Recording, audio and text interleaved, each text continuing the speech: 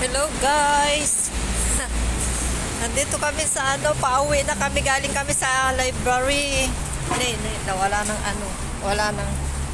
Ayun may nagbigay ng ng Indonesian sa akin. Sabi ko how much? Sabi niya, "Are you Indonesian? Philippines?" Sabi niya. No. Sabi ko, kuha ka. May bag siya na ganito siya malaki. Tapos puro ganito yung laman niya. Baka siguro 4-5 yung ganito niyang may kanin. Tapos ito sweet. Yung para siyang sweet rice. Yung tulong baduya. Ano ba yun? Binigyan niya ako. Ang bait naman nung Indonesia na yon, na kulot siya, na medyo mataba siguro. Ewan ko kung saan niya din na baka paninda nila to, na baka pauwi na siya, binigay na lang.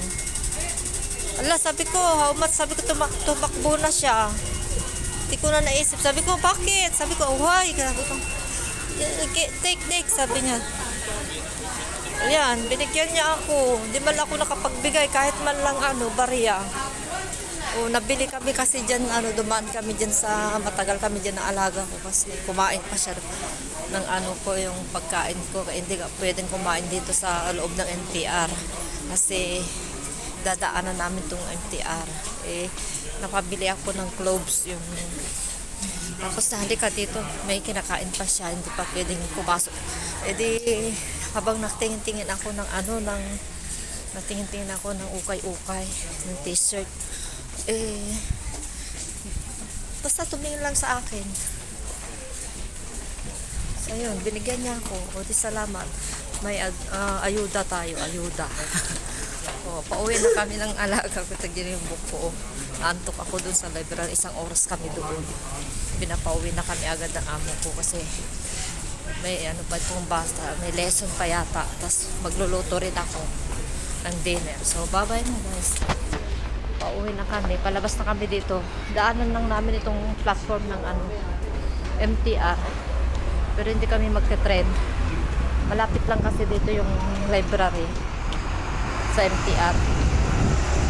Ayun. Pero maglalakad pa kami ng 15 minutes. Ayan, may pagkain na ako dinner. Indonesian food. Ayan, Indonesian food. Gusto ko i-try dito, kumain. Patikman ko yung alaga ko kung gusto niya. Kasi kinain niya yung binigyan ko siya ng cornet. Gusto niya ng Philippine food. Sabi ko maalat yan. Okay lang sa'yo, sabi ko. Yun. Kinain niya. Kasi nagugutom daw siya. Ayan, pauwi na kami guys. So, bye-bye.